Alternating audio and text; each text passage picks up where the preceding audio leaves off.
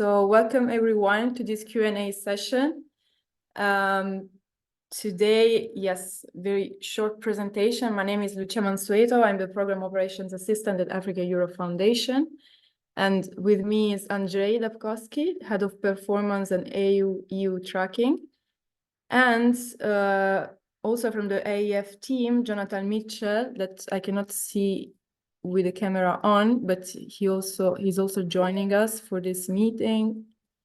And our independent consultants and EU experts, Grasa and Maita. So thank you again, and over to you, Andrzej. Oh, just a very quick rules of engagement. As I was already mentioning, keep your mic and camera off. I think more people will join, so to make sure that the connection will be working for everyone.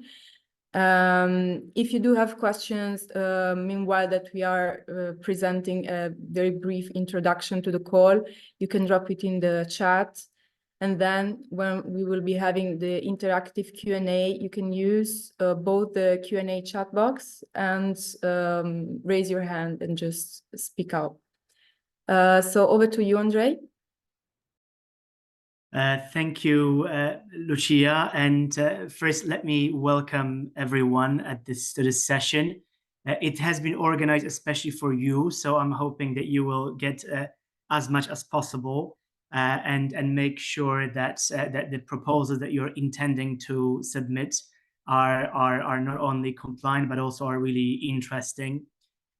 We have a couple of slides just to kind of give you introduction to AEF and this research program and what this call for proposal is trying to achieve.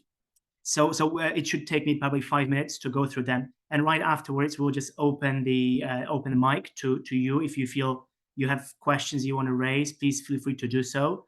As Lucia said, either on kind of through your verbal presentation or in the chat box. The questions we will try to answer as many of them as possible during this session. Those that we can't, please know that this is being recorded. It's mostly for our use to make sure that we can capture the questions. And then we will post one last FAQ list either at the end of this week or latest by Monday. And that's where we will try to provide the answers to all the questions, some of them that have been received today. Also to note that today is the last date to raise any other questions. So if you don't do it during this Q&A session, you can still send your question to us, to our email address, research@africafoundation.org, and we will also include that in the FAQ list at the end of the week. So maybe just to introduce the Africa Foundation, for those who don't know, we are an independent multi-stakeholder platform that was set up to strengthen relationship between Africa and Europe.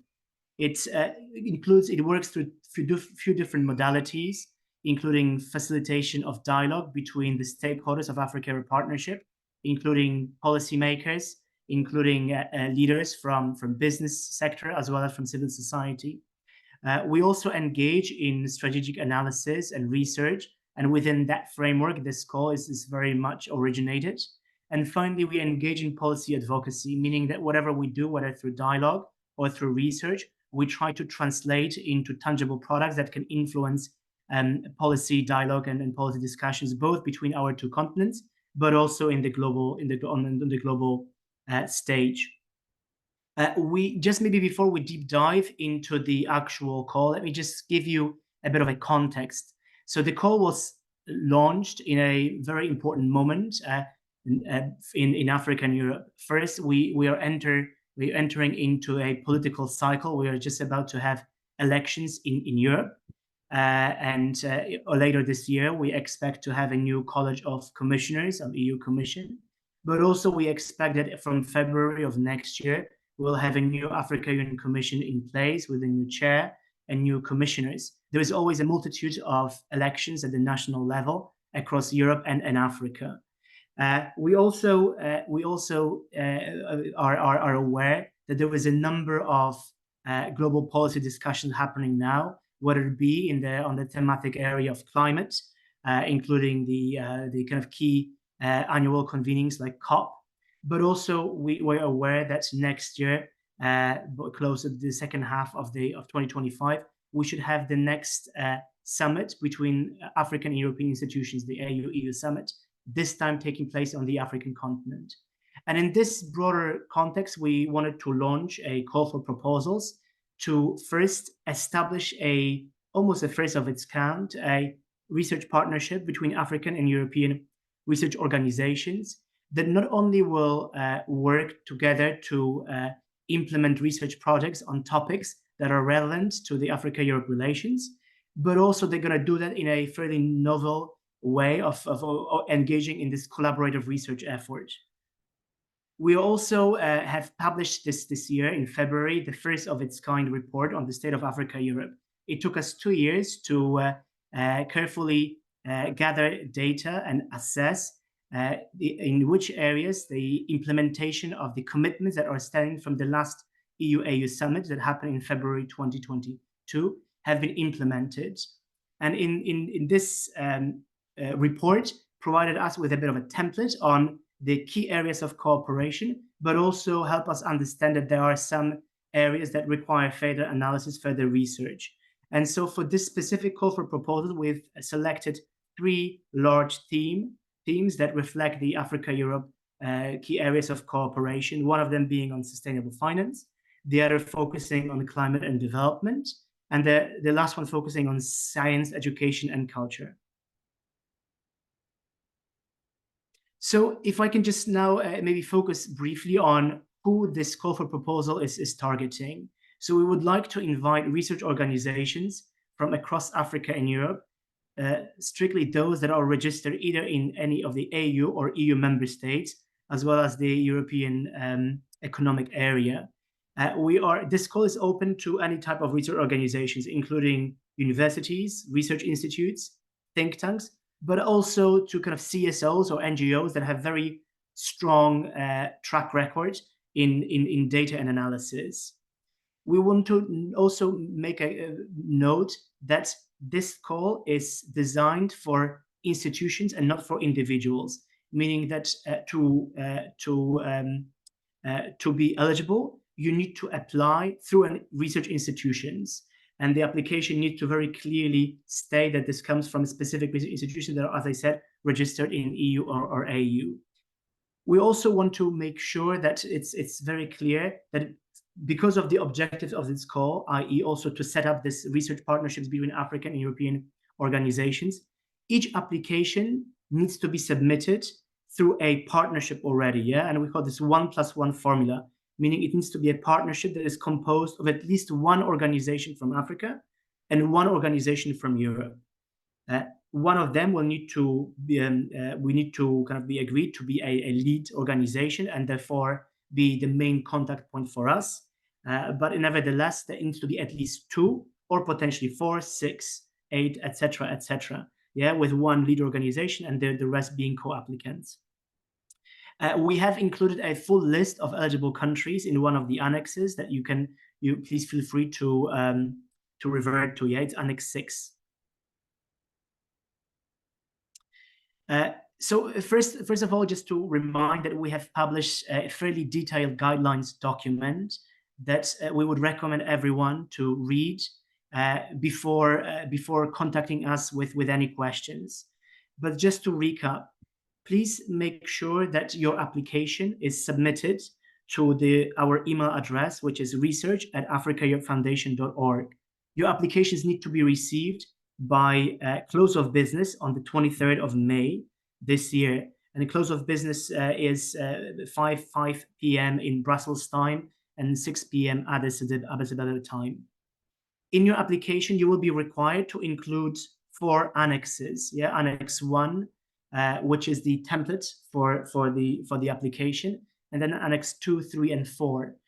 One of which is budget, and the other 2 are declarations. Once you submit your application to this email address, we will email you back to confirm that your application has been received and it was indeed received on time, but also provide you with your application number. Yeah. In any subsequent communication with us, please always also quote this application number, and we will also do the same. This will really help us streamline communication and make sure that the discussion is always relevant to the application that you've sent. Let me also confirm that each organization can submit only one application as a lead applicant, but they can submit more than one as a co-applicant. Yeah. We can go to the next slide. Now, within the guidance document, we've included a list of deliverables. These deliverables that are quoted here as well are for the overall research program. Yeah. So in your research applications, what we would require you to do is to clearly state how the research outputs that you are proposing within your thematic area, within your proposed research project, will contribute to the achievement of those deliverables. We're talking about between 2 and 3 large studies. We call them in-depth 360 studies. So these are studies that not only look at specific issue, but also take into account a broader context. We're talking about 4 to 6 sectoral expert studies. So these could be in the form of research policy papers, case studies, scoping studies, etc.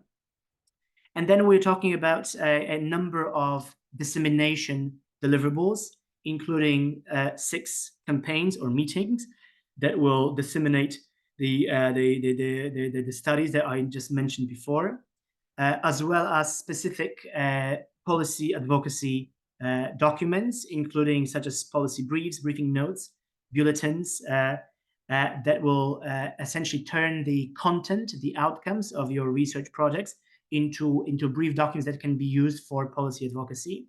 And finally, this research program also contributes to one of the key pillars of our work, which is to monitor the implementation of the commitments from the last AU-EU summit. So we're also opening this, the deliverables for this research program to include contribution to this monitoring. For example, the aggregation analysis of data that is directly linked to implementation of the commitments.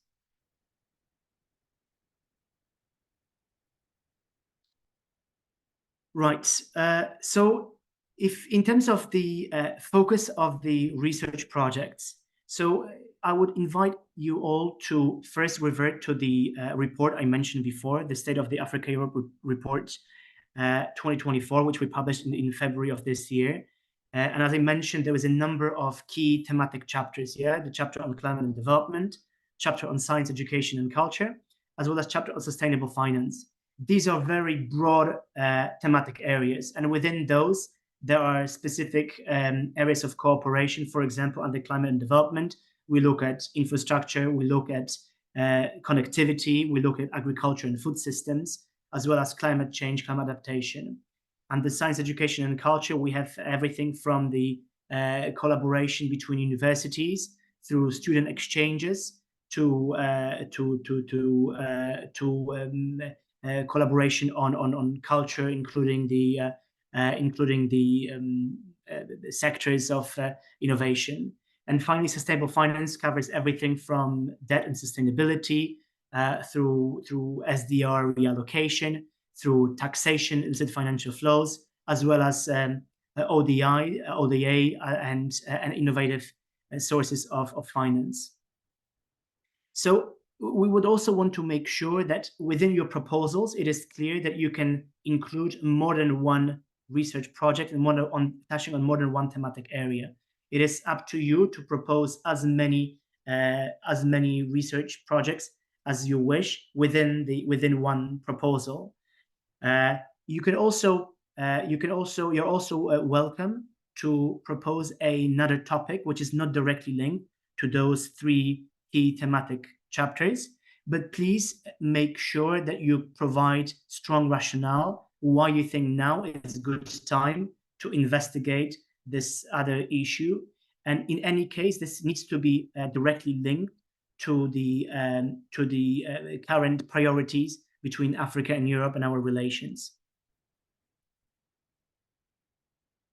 Now, in terms of the timeline, we expect that research projects will have a varying length from a few months up to a year and a half at the maximum. We would like to make sure that within the implementation of the Africa-Europe partnership, so the overall call of 18 months between July and December 2025, we have clear implementation phase, which starts in July once we are able to evaluate, select, and contract specific projects until October 2025, because we would like to reserve the last 2 months of 2025 for reporting and evaluation of this modality, and working indeed with you on that as well. For any project that is proposed to be longer than 6 months, we would like to ensure that there is a moment built into the work plan that we can jointly review the implementation work plan and make sure it's best aligned to both to your implementation capacity, but also aligned to kind of our needs and also the opportunities to leverage this research. Now, if we can briefly focus on the evaluation criteria, which I would encourage you to carefully read as you prepare your proposals, because these will be used to select the actual projects.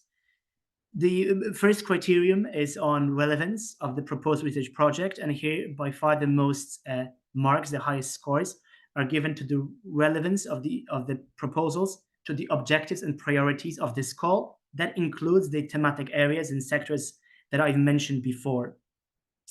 The second of all, it's around priorities and needs of the country and regions of target, meaning priorities of African-Europe partnership, as well as specific sectors of cooperation, from energy through agriculture, food, etc. I mentioned before. Then it's we would like to take into account how well those research projects are aligned to the particular needs of the target group. So please make sure that you define what is a target group and explain how your proposed research project can contribute to their needs. From the description of the overall call, I think it's clear that the overall research program is targeting both the research, if I can say so, research community. So it's about building the evidence base, as well as policy community, i.e. it's around translating of the evidence into policy advocacy. And then finally, this criterion also includes a element that looks at the added value. For example, how the proposals can contribute to innovations or best practices. The second criterion looks at the design of the research projects. And here we would like to see clearly defined the research, the objectives and outputs and deliverables, but also the overall intervention logic. Yeah, so how these research outputs can contribute indeed to addressing specific challenges in Africa-Europe relations. We also would like to see that there was an analysis, a reflection on the problems that these projects are trying to address, as well as clear understanding and mitigation strategies for any risks. Within this criteria, we'll also be looking at the feasibility of the delivery, looking at the timeline, as well as cross-cutting issues from gender through governance, as well as youth and environment and sustainability. And the final two criteria look at the financial operation capacity as well as the budget. In terms of the financial operation capacity, we will be looking to see if the applicants have the track record of implementing similar projects of similar size and similar topics.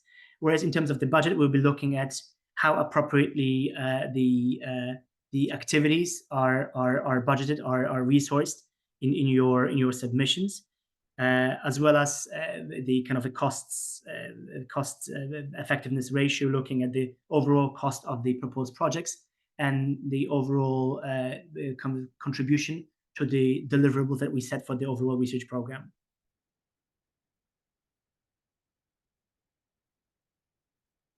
Yeah. So now we can open the Q&A session. So Lucia, maybe back to you if you can moderate this. And just to mention that We have also our procurement experts online with us, so they may be called upon to give a bit more detail, as well as our independent research expert, Jonathan Mitchell, who may also be called upon. Lucia, back to you. Yes, thanks, Andre. So can I see the last slide, please, before you continue? Thanks. The evaluation. Yes. This presentation will be shared with all the participants, and also the session is being recorded, so no worries, you will be able to retrieve this information, and also everything is on our website. But you will receive this presentation, which is, yeah, I think quite useful in summarizing the key points. I think we can move to the Q&A. So please raise your hand and wait for me to give you the floor. And you can type in the Q&A chat box, but also in the normal chat box, because we already have collected a few questions during the intro part. So I'm gonna start with those. So first question from Judith Nantongo, sorry for pronunciation. So can an African institute be a lead applicant? Yes, of course, we want this as much as possible, because we aim for a great balance between Africa and European institutions also in leading this research partnership. Can other EU countries not included in the list of eligible countries participate in the proposal? So in the list in Annex 6, you have all the eligible countries, which are EU countries and AU countries. For the EU countries, we also extended the list, meaning that we included the ones from the European Economic Area. So that is Norway, Liechtenstein, and Iceland, and also Switzerland. So it's a very broad list. So you have it there for your reference. Next question from Edoardo Righetti. Can the partnership be made of an odd number of organizations, 2 from the EU and 1 from the AU? Maybe this one is for you, Andre, to further clarify. Sure. So Eduardo, thank you for the question. No, the overall objective is to make sure that we set up these partnership between Africa and Europe. And while this is a bit of a rudimentary method, we hope that the applications can be submitted from, let's say, equal number of participants from the AU and EU. So if you would like to have the, let's say, the smallest partnership that they can come from is 1 applicant from EU and 1 applicant from AU, it can be, as I explained before, enlarged to 4 or 6 or 8, etc., etc. Yeah, always keeping the balance. And maybe we also kind of allow to go between the chats and also between those that have their hand raised. Is that okay, Lucia? Yeah, I think that's just because they dropped their question first while you were speaking. So maybe we will cover those who raised the hand. It's already covered in the chat. So maybe it's, I think, 3 or 4 more questions in the chat that we can cover. So a next one from Natasha. Could you explain proposing several projects in the same proposal? This is, I think, also for you, Andre. So, yeah. Yes. What I meant to say is that within your proposal, your projects can touch on a number of thematic areas and can touch on different deliverables. Yeah. So they don't need to be confined to a single thematic area. So, for example, they can focus on different aspects of sustainable finance, but also can touch on climate or indeed education within one proposal. And within those topics, they can also try and, if I can say, contribute to different deliverables. Yeah, so we can talk about a strategic research piece on sustainable finance, but a kind of expert studies on education as well as climate. Okay, all right. I hope that answered your question, Natasha. And then one last one from the chat, from Judith still. So what is the maximum grant amount and how many proposals will be funded for this phase? So the overall budget we have set out right now at this moment is 300,000 euro, but this budget envelope may be increased. If so, we will let you know. We have a cap of a single application of 150,000. So that would be for a proposal that touches on a number of deliverables and cuts across a number of thematic areas. We expect that overall that will be between maybe 2 or 3 to 6 proposals awarded through this call. Okay, all right. Thanks, Andrei. I hope that answered your question, Judith. So we can give the floor to one of those who raised their hand, Michael or Michael. Feel free also to turn on your camera if you want. Great, thanks so much. Sorry, I hope I'm the right Michael. It's a common name. I have two. Sorry, am I right? Yeah. Great. Okay, thanks. I have two questions. So first is from the call. It wasn't clear to me if sort of assessing the relationship of African and European researchers was needed to be included as an objective. So there was some text in the call about sort of assessing the existing relationship and whether or not it was sort of being carried out as effective as per the State of Africa and Europe report. Should focus on sort of assessing the relationships actually be a research objective, or is that just broader context? And then my second question is a much simpler one maybe, which is, are UK institutions eligible to be partner organizations, or are they not considered part of Europe in the context of this call? So maybe, let me take this one. So for your second question, which is much easier, so the UK currently is not on the list of eligible countries.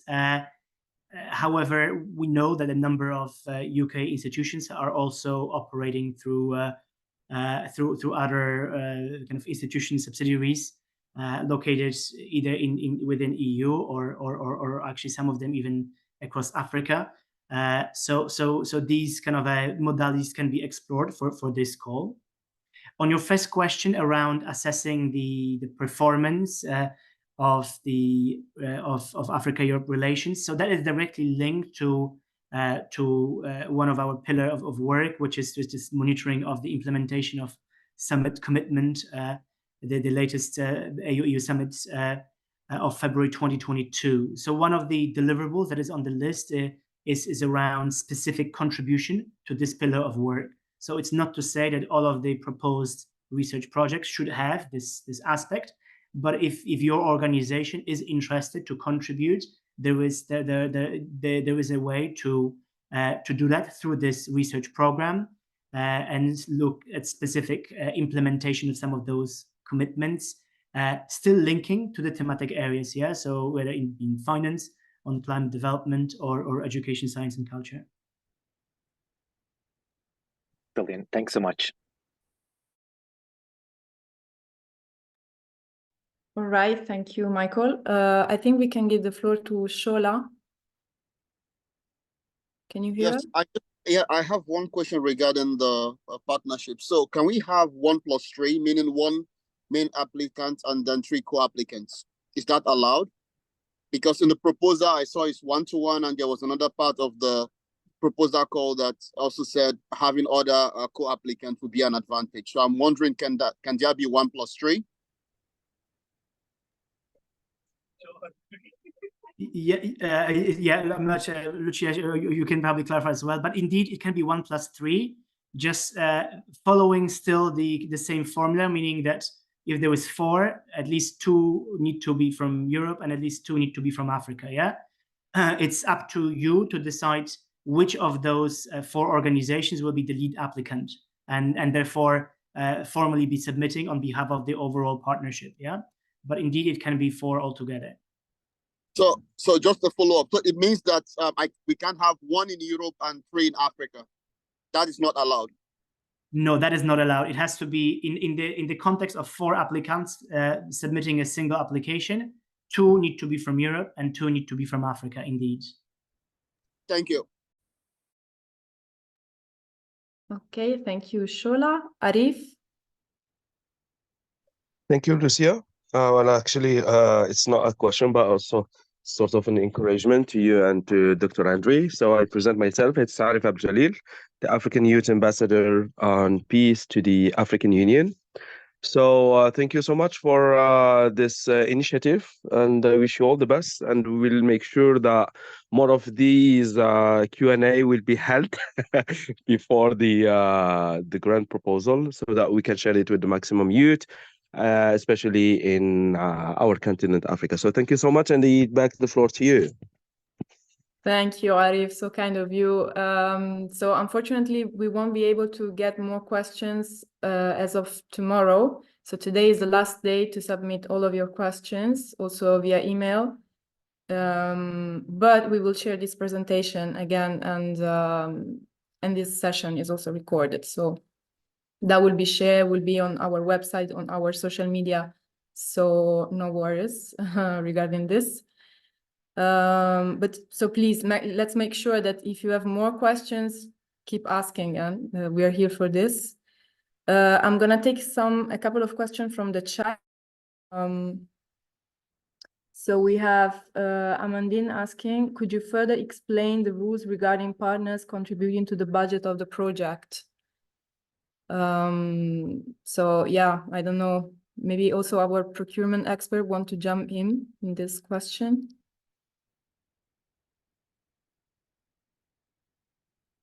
Maita and Grasa, I'm not sure they can hear us. If they're still there.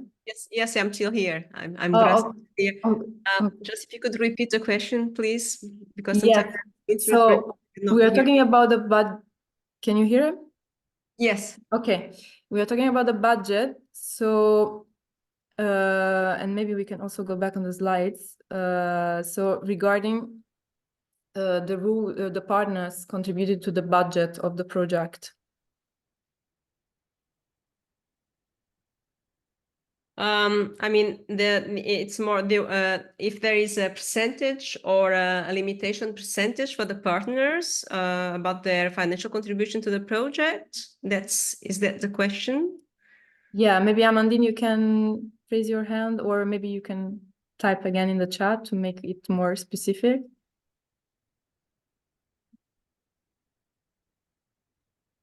Let's see. But I think, Grasa, I think it's on your point, maybe it's worth clarifying, yeah, on kind of, is there a specific limits or maximum? No, I mean, no, what counts is the total of the amount that it's presented for this project. If the consortium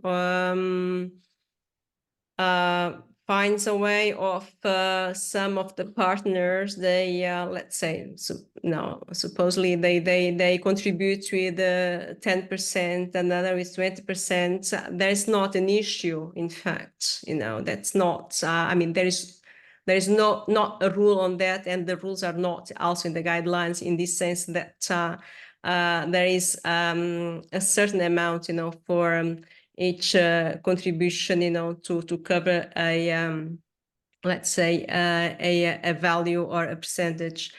No, it's up to. It's my understanding that it's like an internal cuisine between the consortium where they pull out the resources. So what counts is the total and not the. But I don't know if it's that. I'm trying to understand, because I've been cut a few times. So I'm trying to fully understand what is the question. If the person that it's yes, she's asking minimum contribution in kind versus cash. I'm not sure about this question.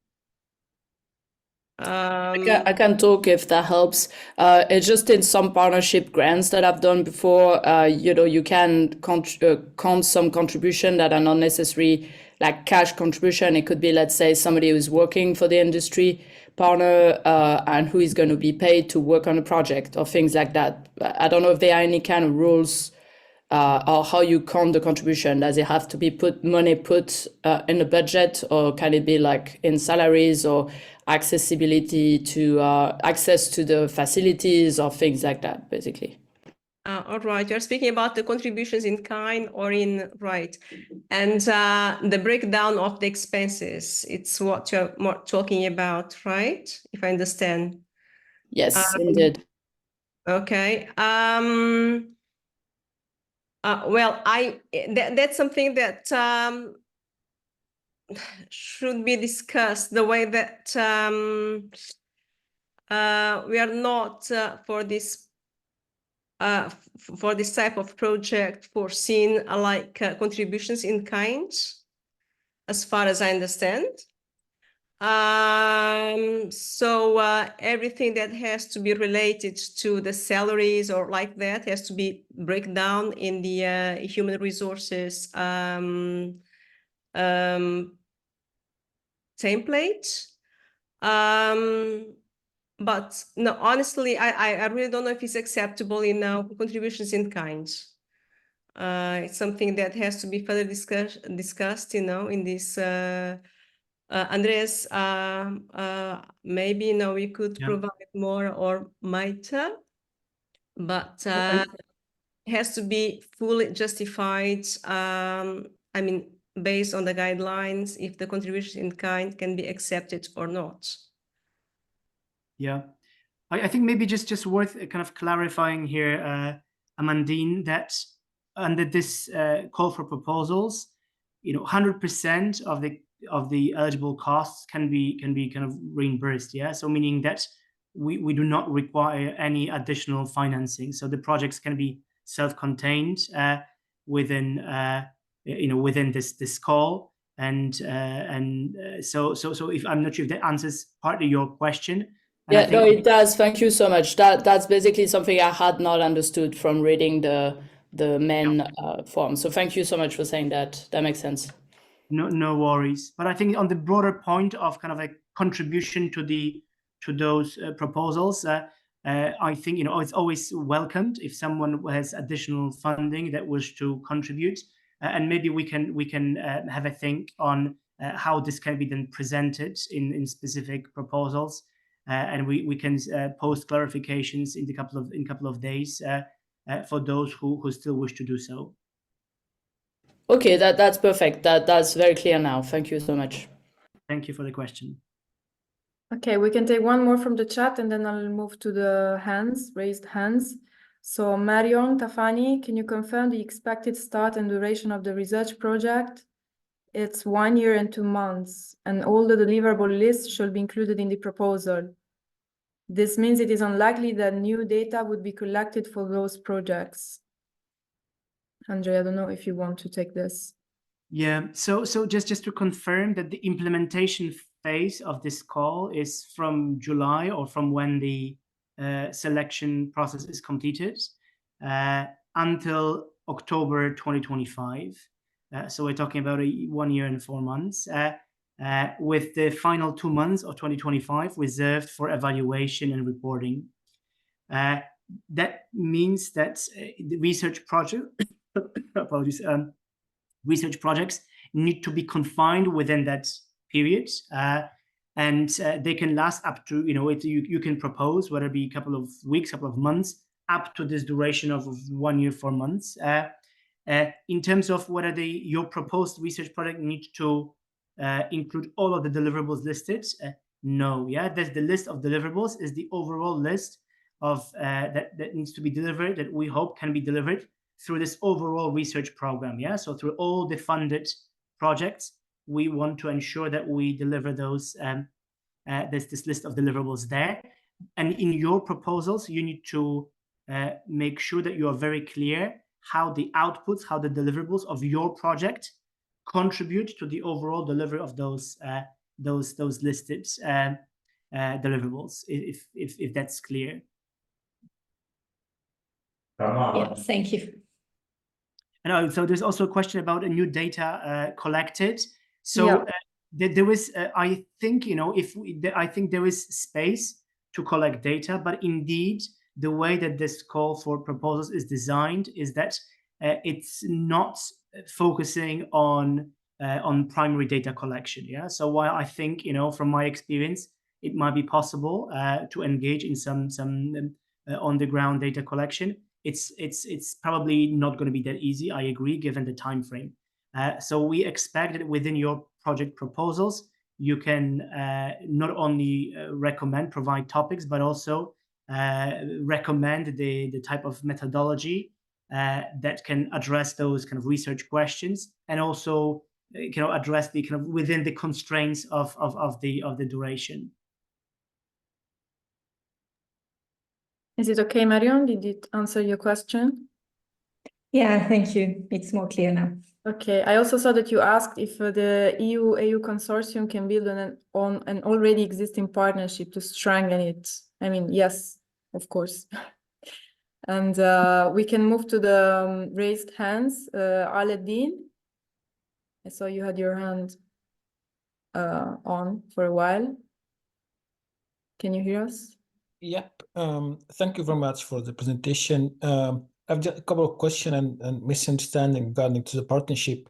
The first question is it possible to have I'm representing an independent research institution in Sudan. So is it possible to have a partnership with individuals from Europe or not? That's the first question. Then the second question, is it the kind of partnership, is it with the African European Foundation and us as an independent institution, or we should have an independent institution from Europe so we can do the partnership together? The second question is regard to the case of Sudan currently, that within the themes that you've been stated earlier, that we have two kind of space in Sudan currently, if I describe it well, that the safe zone and the conflict zone. So do you accept that to work the project in the conflict zone in the same context of the themes or not? Thank you. Thank you for your question. I don't know, Andre, if you want to. Yes. Yeah, I think the second question is probably a bit more challenging. So let me start with the first one, the easy one. So in the context of this call, it needs to include at least 2 research organizations, and that cannot be just individuals. It needs to be a formally registered institution, So we're talking about partnerships at institutional level, one of them being in Africa and one of them being in Europe. So in that sense, in your particular case, if I understand, so a Sudan registered research institution, for you to be eligible, you need to find a research institution in Europe that will be collaborating with you on the proposed research project. So that's the, I hope that's the kind of gives you clarity. That means that the partnership that you need to submit your application through is the partnership between your organization and the Europe-based organization, and not the AEF. We are, if I can say, a third party in this. For your second question, which if I'm not sure if I understood correctly, you mean whether the applications or the proposed projects will be assessed the same way, whether they come from a conflict-affected zones or not. So to be frank, we haven't included in the evaluation criteria any kind of specific criterion on conflict-affected areas. So my immediate answer will be probably no, but maybe I can also check with our colleagues, Maita and Grasa, if you have any experience in this area, and whether this would impact the evaluation in any way. Sorry, before we go to the another question, that my question in regard to the conflict is not with the evaluation of the project itself. Is it possible to work in the conflict zones or not? That doesn't make sense whether we are do you have been paying attention for the conflict itself? My question is it possible to work to do the projects on the conflict zone or not? Well, I think that this is probably the question about duty of care then, no? I think in a way, it's if the duty of care of the implementation of the projects rests with the implementing agencies. So maybe that's all I can say on that. And unless Maita, you wanna, I see you have your hand up, so maybe you can contribute. Yes, thank you. No, I just want to clarify that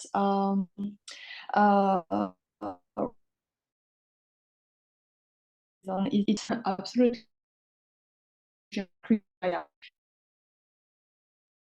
We can't hear you, Maita. I think you have some connection issues. Oh, because my micro is on. So okay, now do you hear me correctly? Now it's good. Yes, please. Okay, okay, thank you. Okay, thank you. So yeah, I was saying that working the next there, of course, apply to.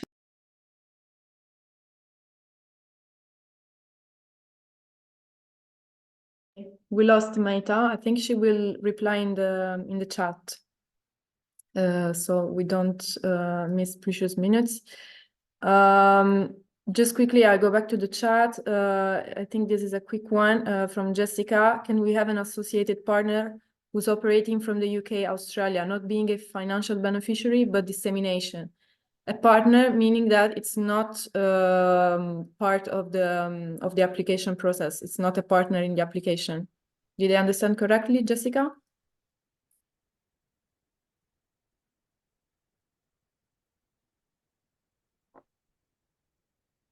Sorry, yeah. No, I mean more like an associated partner. So yeah, someone who is somehow on the papers but don't get any finance. Is that possible? Okay, so it's not a research institute, right? No, not a research institute. It's more like an association. We're working with the cultural and creative industries, so it could be kind of like an association which helps us disseminate the reports and the outcome of the research projects. Okay.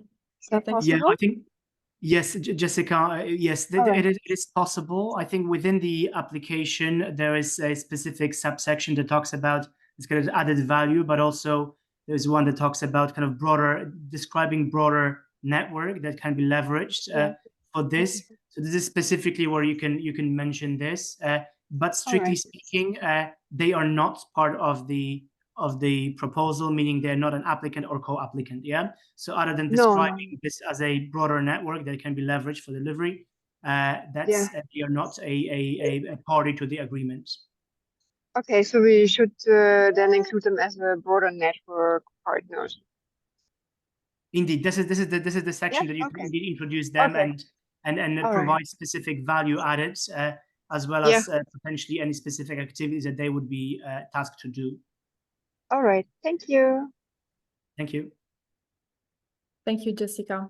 So another one from Eduardo. So how broad would the in-depth studies have to be? Meaning they would need to cover the whole relevant priority theme, for instance, sustainable finance, or they can be focused on one of the listed sub-themes? So no, they can be definitely on just focusing on specific sub-themes. It's more around understanding, kind of looking at the issue from kind of 360 degrees. Yeah, so looking in depth, but understanding the broader contexts and the kind of broader systems that are at play when it comes to the specific problem and the solutions. Okay, all right. Hope that answered your question, Eduardo. Very quickly, there is no co-finance needed for this call. That's right. Right. There is no co-finance requirement. That's right. And then, yeah, a good point from Isabel. Actually, it's our next slide. So we will be sharing a list of all the participants. So if it's easier for you to connect, so all research organizations joining this call, you will have access to this list, and then you can just reach out to each other. We won't be facilitating introductions, but at least you have these contacts available. I think we can also go back to the raised hands. Ago? Just Lucia, sorry, just one point to mention on this. Obviously, because of the GDPR, for those who do not want to be included in this list, you will need to opt out. Yeah, so please send us an email today or tomorrow that you would not like to be included on this list, and we will make sure your name and your email address is not featured. If we don't receive anything by tomorrow, we understand that you've opted in, and therefore your name or institution and contact details will be included and shared together with the Q&A answers from this call. Okay. Yes. Thanks, Andre. Ago, thank you for your patience. The floor is yours. No worries. Thank you. Thank you for. Can you hear me? Yeah. Okay. So thank you for the presentation and for giving the opportunity of asking questions. I have 3 quick questions. The first one, given the short duration of the program, does this imply that in the selection, you will favor well-established partnerships, so partnerships that are already ongoing since some years, or you are also open to something brand new? Okay. The second quick question is, can budget be used to finance positions? And the third one, final one is, do you plan new calls after this one, perhaps of longer duration, where, you know, somebody can really do, you know, something like a 3-year standard type of research project? Thank you. Thank you. And maybe I'll also be very brief. Thank you for these very quick questions. On your first one, we will use specifically the criteria that we've shared to evaluate proposals. Yeah, there was no specific criteria on new or existing partnerships. But of course, you know, depending how it's presented, obviously there could be advantages having established partnership. But the criteria will be applied, and we will score appropriately. On your second question, which, sorry, I don't remember. If the budget can be used to finance positions. Yes, indeed, the budget. You can propose the budget that can finance a specific kind of HR resources, i.e. individuals and then kind of positions or other direct costs to implement your research proposals. And you are free to propose the allocation as you see is most appropriate to implement specific activities. And then on your third question, whether there's going to be next calls. Indeed, part of the reason why we're kind of reserving this last 2 months of 2025 for the evaluation is partly to assess on the kind of if I can say, impact of this type of collaboration and how effective it was in generating new type of evidence that take into account this unique Africa-Europe view. So depending on the result of this evaluation, we will make a decision whether or not to implement another call in the kind of a framework of 2026 plus. Thank you very much. Andrej? Maita, you're back. Yes, maybe you Maita, yeah. Yeah, thank you. Thank you. Excuse me, just to complete your answer, Andres, relating to the second questions. I was just reading the guidelines, and ago you have the eligible direct costs, page 17 of the guidelines, and as you will see, the cost of staff assigned to the project is eligible direct cost. So indeed, the financial position can be in your budget project. Okay, thank you. Thank you. You're welcome. All right. I think we have one last question from Shola. Do you want to speak out? Because I prefer to speak. Because I was just looking at the the call again, and I saw that the final shortlist of successful applicants will form the final research consortium. And I was looking at this aspect of thematic combination, looking at different application. What if, for example, I come with 2+2, where maybe one university is the lead? So how would this work if, for example, our research focus or the team, of course, might be similar, but the research focus within the team, if it's a bit far away, would that impact on how this final research consortium is basically formed? So I'm just wondering how will this be done in such a case? Can you repeat the question, or maybe rephrase the question so that I give you the precise answer?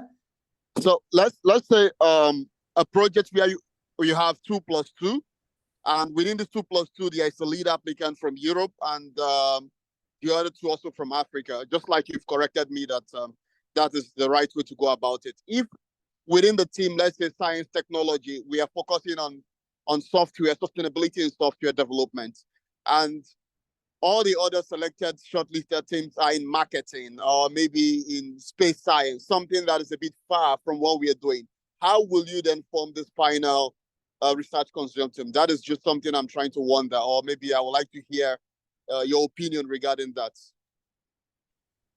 Yeah, so if I understand correctly, your question is about how much complementarity will be needed between different projects, or how much is going to be assessed when we make the final selection. Is that right?